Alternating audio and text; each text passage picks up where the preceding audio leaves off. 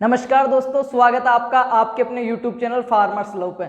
हमने जो BSc first year के लिए जो प्लांट पैथोलॉजी क्लासेज स्टार्ट की थी तो उनमें टॉपिक 5 कंप्लीट कर चुके हैं हम। ठीक है, 5 टॉपिक कंप्लीट हो चुके हैं। आज टॉपिक नंबर 6 की क्लास है और टॉपिक जो 6 अकॉर्डिंग टू सिलेबस पैथोलॉजी का सिलेबस है अपना, उसके अकॉर्डिंग 3 लेक्चर की क्लास है। ठीक है, टॉपिक के बाद में बात करते हैं क्या टाइटल। उससे पहले मैं बता दूं अपने जो फर्स्ट ईयर और सेकंड ईयर का एग्रीकल्चर बीएससी वालों का क्या सीन था कि ये सब संभावनाएं थी कि प्रमोट कर दिया गया है, ऐसा है वैसा है, अफवाहें फैल रही थी एग्जाम होंगे कि नहीं होंगे।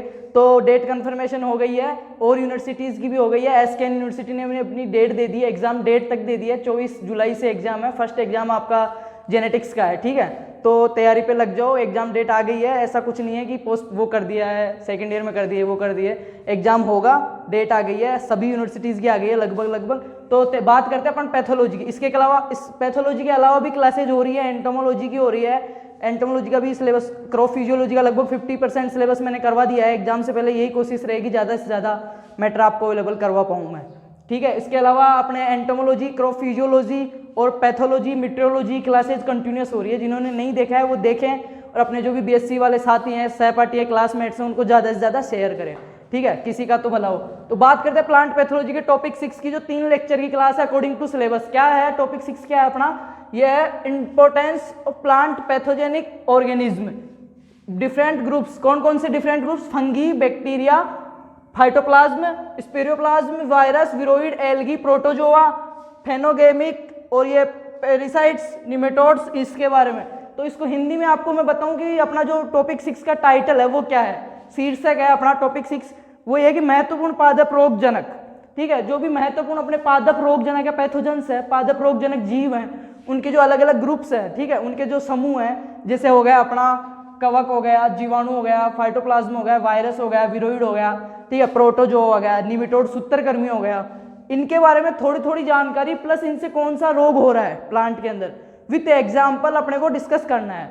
तो यहाँ पे जैसे अपन बात करें फंजी ये कवक की, तो कवक में ज़्यादा डीपली नहीं देखना है, इससे कौन सा रोग हो रहा है और इसका जो थोड़ा बाहर स्ट्रक्चर का देखना है। बाकी जो कवक बैक्टीरिया का अगर अपन डीपली डिस्कस करेंगे, जो स्टडी करेंगे, वो अपना टॉपिक 6 के आगे जो भी अकॉर्डिंग टू सिलेबस अपने जो अलग से टॉपिक्स है, जैसे कवक का अलग से है, ठीक है, बैक्टीरिया का अलग से है, वायरस का अलग से है, तो वहाँ पे थोड़ा इनका डीपली देख लेंगे।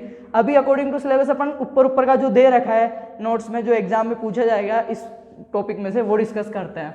तो ये जो टॉपिक 6 3 लेक्चर की क्लास है, आज फर्स्ट लेक्चर है, 2 लेक्चर बहुत जल्द। तो आज की भी अपन क्या क्या डिस्कस करने वाले हैं कि इंपॉर्टेंस प्लांट पैथोजेनिक ऑर्गेनिज्म, किस किस का डिफरेंट ग्रुप्स में, फंगी जो ये कवक है, बैक्टीरिया है, फाइटोप्लाज्म है और ये स्पेरोप्लाज्म, इन 4 चीज का आज डिस्कस कर लेते हैं। नेक्स्ट क्लास में इन चारों का और इन चारों का 2 लेक्चर और होंगे, 3 लेक्चर में आपकी क्लास टॉपिक 6 कंप्लीट होएगा। ठीक है, वैसे टॉपिक 17 है टोटल पैथोलॉजी की बात करें अपन, तो स्टार्ट करते हैं आज की क्लास। तो सबसे पहला अपना है वो है जो ये कवक, फंजाई, कवक के बारे में। ठीक है, तो कवक की बात करें तो कवक एक सुकेंद्रीय मतलब यूकेरियोटिक जीव होता है। जो कवक है, इसको मैं हटा देता हूं, बात करते हैं कवक की। जो फंजाई है अपना कवक, तो हम बात कर रहे थे कवक की। तो कवक है ना जो अपना फंगा, जो फर्स्ट डिफरेंट ग्रुप्स में पढ़ रहे हैं कवक के बारे में, तो कवक एक यूकेरियोटिक जीव है। ठीक है, थोड़ा सा कवक के बारे में बात कर लेते हैं, फिर उसके बाद में जो कवक से फैलने वाले जो प्लांट्स में जो डिजीज है, रोग है, उनके बारे में बात करेंगे। ठीक है, तो कवक एक यूकेरियोटिक जीव, और यूकेरियोटिक जीव की क्या स्पेशल जो कैरेक्टर है, मतलब यूकेरियोटिक सेल का अपन पढ़ते हैं तो इसमें क्या विशेषता पढ़ते हैं। यूकेरियोटिक जो जीव होते हैं उनमें जो केंद्रक है ना वो सुविकसित प्रकार का पाया जाता है। तो कवक के अंदर यूकेरियोटिक प्रकार का जीव है, इसमें केंद्रक सुस्पष्ट प्रकार से पाया जाता है। बात करते हैं कवक के बारे में आगे। तो कवक एक यूकेरियोटिक जीव होता है जिसमें पर्णहरित अथवा किसी भी वर्णक का अभाव होता है। तो कवक के अंदर ना तो पर्णहरित पाया जाता है ना ही कोई वर्णक पाया जाता है। ठीक है, इसमें पर्णहरित व वर्णक का अभाव होता है, अभाव। कवक एक यूकेरियोटिक जीव है जिसमें किसी भी प्रकार का पर्णहरित या वर्णक का अभाव होता है। कवक एक यूकेरियोटिक स्पोर जीवाणु उत्पन्न करने वाला हरितीन जीव है। जो कवक है ना यूकेरियोटिक, कवक क्या करता है, अपना प्रोपोगेशन जो करता है, आगे जो वृद्धि करता है, ठीक है, उसके लिए क्या करता है, वो जीवाणु उत्पन्न करता है, सॉरी स्पोर्स। ठीक है, स्पोर्स उत्पन्न करता है। तो ये कौन से स्पोर्स उत्पन्न करता है? यूकेरियोटिक प्रकार के। ठीक है, तो कवक एक यूकेरियोटिक प्रकार के स्पोर या बीजाणु उत्पन्न करने वाला हरितीन जीव है जो साधारणतः लैंगिक या लैंगिक रूप से जनन करता है। तो ये कवक क्या है, लैंगिक और अलैंगिक, सेक्सुअल और एसेक्सुअल दोनों प्रकार से रिप्रोडक्शन करता है, ठीक है, जनन करता है। ये कवक एक यूकेरियोटिक प्रकार का जीव है जिसमें वर्णक या किसी भी प्रकार के हरित वर्णक का लवक का अभाव पाया जाता है तथा ये लैंगिक व अलैंगिक दोनों प्रकार के जनन करने में सक्षम होता है तथा जो संरचनाएं बनती है ना, इसकी कायिक संरचनाएं विशेष रूप से काइटिन व सेलुलोज की बनी होती है। जो जनन के दौरान इसकी विशेष रूप की कायिक संरचनाएं बनती है, जो कायिक संरचनाएं बनती है वो सेलुलोज और काइटिन की बनी होती है, ठीक है, सेलुलोज और काइटिन की बनी होती है। कवक की जो कायिक संरचना है सेलुलोज और काइटिन दोनों में से किसी की भी बनी हो सकती है, ठीक है। कोशिका भित्ति के चारों ओर घिरी रहती है, वह जीव कवक कहलाता है। जो कोशिका इनकी जो यूकेरियोटिक प्रकार है, केंद्र क्या है, कोशिका भित्ति के चारों ओर घिरा रहता है, इसलिए इसको यूकेरियोटिक जीव कहते हैं।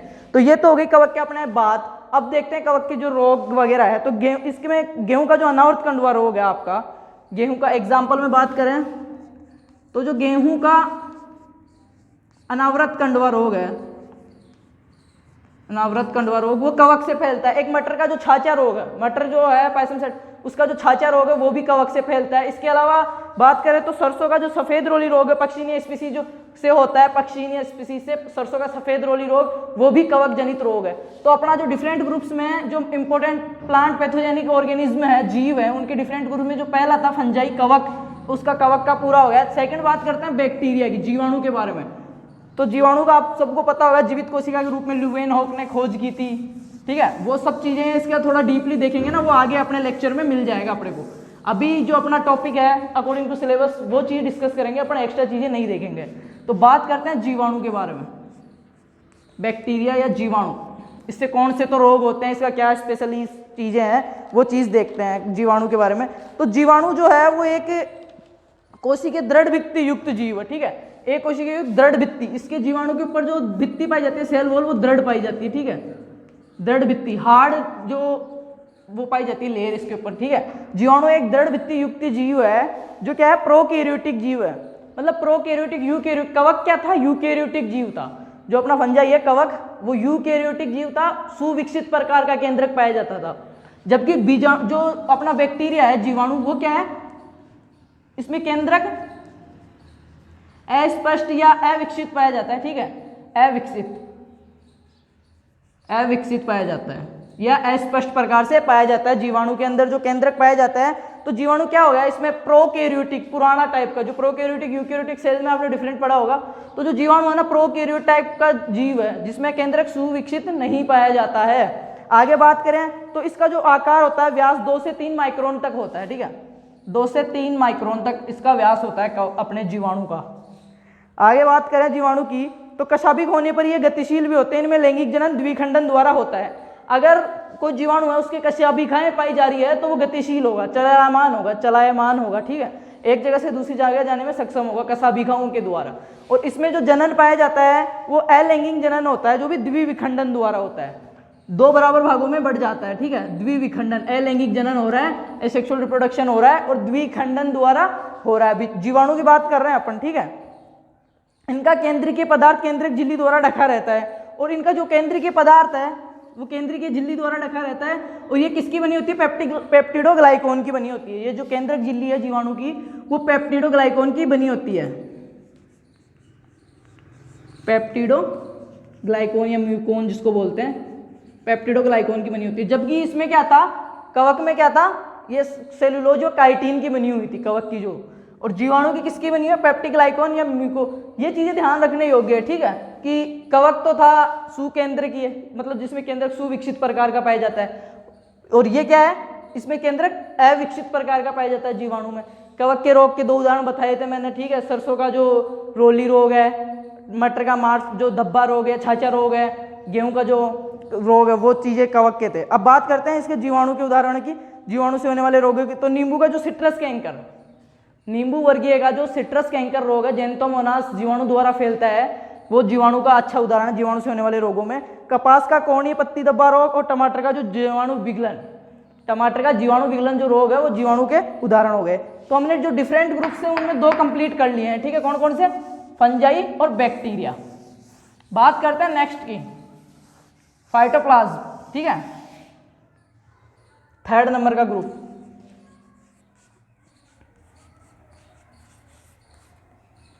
सॉरी,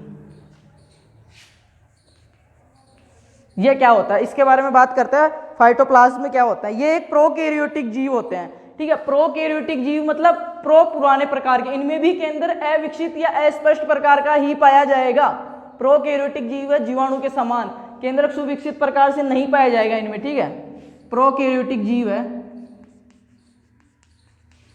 प्रोकैरियोटिक प्रकार का जीव है ये फाइटोप्लाज्म, एक प्रकार से प्रोकैरियोटिक जीव है। इनमें वास्तविक कोशिका भित्ति का अभाव होता है। इनमें जो वास्तविक कोशिका भित्ति होती है, सेल वॉल होती है, उसका एब्सेंट होती है, अभाव होता है। फाइटोप्लाज्म में प्रोकैरियोटिक जीव होते हैं और ये एक पतली झिल्ली द्वारा घिरे रहते हैं। इनके कोशिका द्रव्य में राइबोसोम एवं केंद्रीय पदार्थ अनियमित रूप से पाए जाते हैं। जो इनका कोशिका द्रव्य है एक पतली झिल्ली द्वारा घिरे रहते हैं, वास्तव में जो सेल वॉल होती है वो एब्सेंट होती है, ठीक है, पूर्ण रूप से नहीं पाई जाती है, केंद्रक भी पूर्ण रूप से नहीं पाया जाता है। और इनके जो कोशिका द्रव्य में राइबोसोम और केंद्रक जो है वो बिखरे हुए रूप में पाए जाते हैं, अनियमित रूप से पाए जाते हैं। कोई सिचुएशन नहीं होती है, उनकी फिक्स जो जगह नहीं होती है, अनियमित रूप से पाए जाते हैं। क्या क्या पाए जाते हैं, राइबोसोम एवं केंद्रीय पदार्थ अनियमित रूप से पाए जाते हैं। फाइटोप्लाज्म आकृति में गोलाकार, अंडाकार व अनियमित नलिकार हो सकते हैं। इनकी आकृति की बात करें तो ये गोलाकार हो सकते हैं, अंडाकार हो सकते हैं, अनियमित नलिकार हो सकते हैं, ऐसे भी हो सकते हैं, ऐसे भी हो सकते हैं और नलिकार भी हो सकते हैं फाइटोप्लाज्म।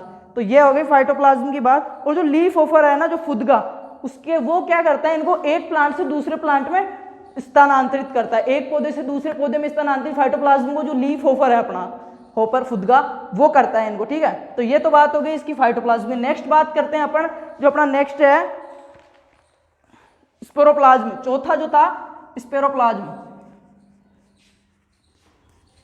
स्पोरोप्लाज्म फिर हमने जो डिफरेंट ग्रुप्स में 4 चीज देख ली है, बाकी के जो 4 और 4 3 लेक्चर की क्लास है, 2 लेक्चर होंगे, टॉपिक 6 कंप्लीट हो जाएगा, ठीक है। तो बात करते हैं स्पोरोप्लाज्म की। तो स्पोरोप्लाज्म, इनमें भी फाइटोप्लाज्म की तरह यथार्थ कोशिका का अभाव पाया जाता है। इसका मतलब स्पोरोप्लाज्म ही एक प्रकार से प्रोकैरियोटिक जीव है जिनमें केंद्र अविकसित प्रकार का, अस्पष्ट प्रकार का पाया जाता है।